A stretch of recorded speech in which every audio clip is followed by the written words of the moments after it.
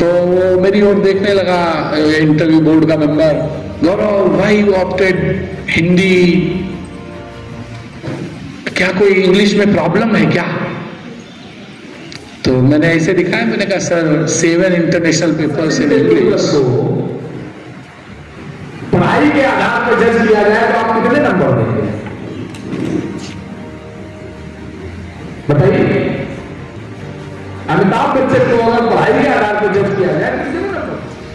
हिंदी में, इंग्लिश मेरी मजबूती नहीं है, हिंदी मेरी मजबूती है, और मुझे लगता है कि मैं अपने को ज्यादा बेहतर रिप्रेजेंट कर सकता हूं। तब पता चला कि हिंदी साहित्य जो मैंने लिया था पूरे देश में, उसमें सर्वाधिक अंक मुझे मिले, और उसी के कारण मेरा IAS में चयन किया।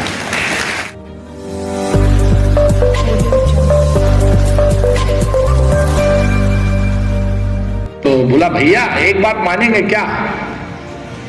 मैंने क्या? बोले आप अपना मीडियम हिंदी रखिएगा। तो मैंने कहा यार हिंदी IIT में पढ़ रहा हूं, सारे पेपर सारी चीजें इंग्लिश में कर रहा हूं, तुम एकदम पलट रहे हो। बोले नहीं हम जानते हैं आपको, आज से नहीं बहुत पहले से जानते हैं। आप हिंदी में जितना अच्छा करोगे उतना अच्छा आप इंग्लिश में कभी नहीं करोगे। मैंने सोचा, मैंने कहा यार कुछ तो, अगर वो कह रहा है तो कुछ तो बात में दम होगी। और मैं ये बात इसलिए आपको बता रहा हूं कि मैंने BTech, MTech, PhD सारी वो मीडियम आप जानते हैं इंग्लिश होती है, सारे प्रेजेंटेशंस, बाप को विदेश जाना, सब कुछ इंग्लिश में होता है।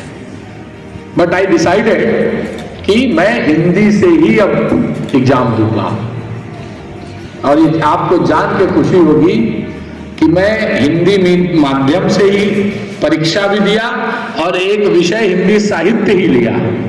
और उससे भी इंटरेस्टिंगली बात यह है, जब मैं इंटरव्यू में गया तो सामान्य आदमी के लिए शॉकिंग था कि one graduate from IIT, PhD from IIT, और वो हिंदी मीडियम से हिंदी साहित्य के साथ आया।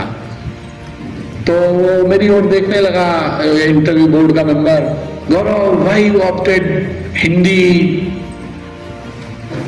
क्या कोई इंग्लिश में प्रॉब्लम है क्या? तो मैंने ऐसे दिखाया, मैंने कहा sir 7 international papers in English, but Hindi में, इंग्लिश मेरी मजबूती नहीं है, हिंदी मेरी मजबूती है, और मुझे लगता है कि मैं अपने को ज्यादा बेहतर रिप्रेजेंट कर सकता हूं हिंदी में। और अगर आपको लगता है कि इंग्लिश में प्रॉब्लम है तो यहां से इंटरव्यू को इंग्लिश में शुरू कर लेते हैं। No no no no no this is not. मैंने कहा मैं हिंदी माध्यम से हिंदी साहित्य लेकर आपके सामने बैठा हूं, इसका मतलब है कि मैं अपनी बात को प्रूव कर रहा हूं। और आप सबकी बच्चों जानकारी के लिए, जब रिजल्ट निकला उस साल तो बड़ा रैंडम सा रिजल्ट था, जिन विषयों में बहुत नंबर मिलते थे उन विषयों में नंबर ही नहीं थे। तो मैं ऊपर से नंबर देख रहा था कि सिलेक्शन हुआ कैसे। तब पता चला कि हिंदी साहित्य जो मैंने लिया था पूरे देश में, उसमें सर्वाधिक अंक मुझे मिले, और उसी के कारण मेरा IAS में चयन किया। और संयोग देखिए, मैं अभी बात कर रहा था, विकास कीर्ति जी हैं जो हिंदी साहित्य के बड़े शिक्षक हैं, ऐसे कुछ मैं उनको रायपुर बुलाने की कोशिश में था, वो आने वाले भी हैं। तो उनसे भी चर्चा हो रही थी, तो कह रहे थे गौरव 2013 में जो तुम रिकॉर्ड बनाए थे अभी तक टूटा नहीं है। पॉइंट इज कि आपकी क्या मजबूती है, आपकी स्ट्रेंथ क्या है, ये आपको समझना पड़ेगा। आपकी स्ट्रेंथ मैथ है, आपकी स्ट्रेंथ बायोलॉजी है, आपकी स्ट्रेंथ आर्ट के सब्जेक्ट है, आपकी स्ट्रेंथ आर्ट है, आपकी स्ट्रेंथ गेम है, ये आपको तय करना है। बगल वाले अंकल का बेटा IIT गया था, इसीलिए आपको IIT नहीं जाना है। नीचे वाले वो मौसी का बेटा विदेश चला गया, इसलिए आपको विदेश नहीं जाना है। आपको क्या तय करना है, आपकी स्ट्रेंथ क्या है, आप किसमें सबसे अच्छा कर सकते हैं, ये आपको तय करना है। अगर सचिन तेंदुलकर को पढ़ाई के आधार पर जज किया जाए तो आप कितने नंबर देंगे बताइए? अमिताभ बच्चन को अगर पढ़ाई के आधार पर जज किया जाए तो कितने नंबर देंगे?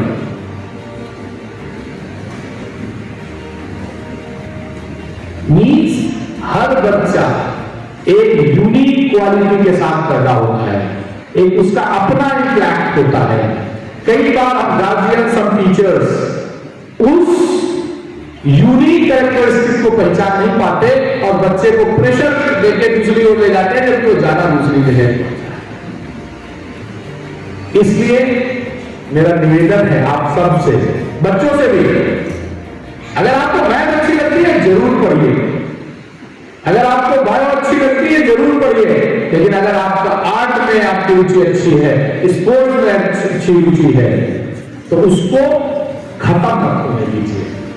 और एक चीज हमेशा ध्यान रखना, जो भी एक शौक हो, जैसे मैं अपना बताता हूं, मुझे बुक्स रीडिंग का भयंकर शौक है। मतलब मैं गाड़ी में बैठा हूं तो कोई बुक होगी, मैं पढ़ता हुआ आऊंगा, भले 10 मिनट लिए जा रहा हूं, रख दूंगा, फिर बैठूंगा, फिर पढ़ता ही रहूंगा। ये मेरा अपना शौक है। और कई बार जब आप बड़े दबाव में होते हैं, बड़े तनाव में होते हैं, उस समय आपको अपना तनाव रिलीज करने के लिए कोई भी ऐसी चीज चाहिए होती है जिसमें आप सब कुछ भूल जाए। वो खेलना हो सकता है, वो गाना हो सकता है, पढ़ाई तो नहीं हो सकती, आई एम श्योर ना बच्चों, पढ़ाई तो नहीं हो सकती, ड्राइंग हो सकती है, सिंगिंग हो सकती है, कुछ भी हो सकता है।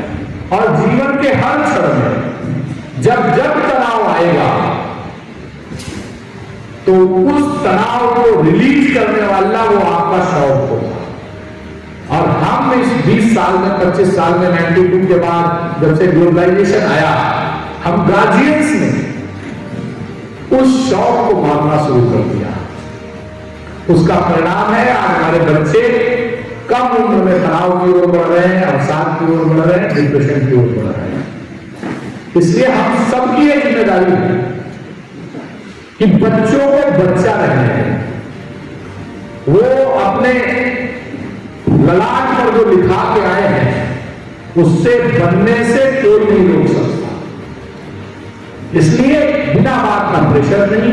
और बच्चों से मैं कहूंगा कि अगर अगली बार कभी मुझे कांगेर वैली आने को मिले तो इतना अंतर दिखाई दे कि बच्चों ने खेलना शुरू कर दिया।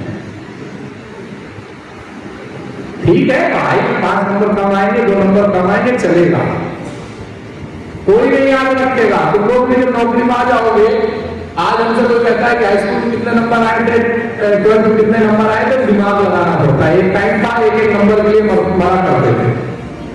मीन्स अब तब आपको ये सब याद नहीं रहेगा, तब आपका अपना स्वास्थ्य, आपने जीवन में क्या कमाया वो ध्यान रखेगा। और हमेशा याद रखो, शिक्षक एक ऐसे होते, मैं सुन रहा था जब पहली स्पीच जब वो बच्ची बोल रही थी, तो उसने कहा अच्छे बच्चे और टीम ऑफ टीचर्स।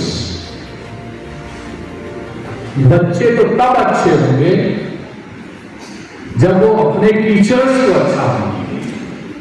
और टीचर्स का रोल इस दुनिया में कितना है ये अगर आपको जानना हो तो एक छोटी सी घटना बता रहा हूं, वो आपके लिए प्रेरणा का काम भी करेगी, टीचर्स का सम्मान से ऊंचा करेगी। कलाम साहब राष्ट्रपति बनने के बाद जब पहली बार अपने गृह नगर को गए तो लाइव प्रोग्राम चल रहा था, मैं भी टीवी पर बैठा देख रहा था कि कलाम साहब पहली बार गृह नगर गए। एकदम कलाम साहब का पूरा काफिला रुक गया, सब पुलिस वाले दौड़ भाग के पहुंचे, लगता है गाड़ी गड़बड़ हो गई। भाई भारत के राष्ट्रपति का काफिला बीच में रुक जाए और कोई टेक्निकल इशू के कारण रुक जाए तो बड़ी चिंता की बात है। सारे अधिकारी भागते हुए, कई लोग पसीना पोंछते हुए दिखाई दिए। कहानी कुछ दूसरी थी। तो गाड़ी कलाम साहब ने खुद रुकवाई, गाड़ी रुकी, कलाम साहब उतरे, उतर के पीछे की ओर चलना शुरू कर दिया। कोई नहीं देख रहा, किसी को समझ में नहीं आ रहा था कलाम साहब कहां जा रहे हैं, पूछे तो जो जब काफिला निकलता है तो किनारे रस्सों को पुलिस रस्से लगाती है, पीछे लोग देखने वाले खड़े रहते हैं। कलाम साहब कुछ दूर आगे बढ़ रहे हैं और करीब 50-100 मीटर आगे जाने के बाद रस्से के उस पार खड़े हुए व्यक्ति के पास पहुंच गए और वहां जाकर प्रणाम किया। वो उनके मैथ के टीचर थे। किसी शिक्षक को मुझे लगता है इस जीवन में इससे बड़ा कोई सम्मान नहीं मिल सकता कि उसका पढ़ाया हुआ व्यक्ति। अब कलाम साहब की उम्र सोच लीजिए, उसके बाद उनके गुरु जी की उम्र सोच लीजिए, उनका पढ़ाया हुआ शिष्य राष्ट्रपति, भारत का राष्ट्रपति बने और काफिले में गुजरते हुए भी वो अपने शिक्षक को पहचान ले और पहचान ही लेंगे, काफिला उतरवा के रुकवा के इधर तक सम्मान को प्रदर्शित कर।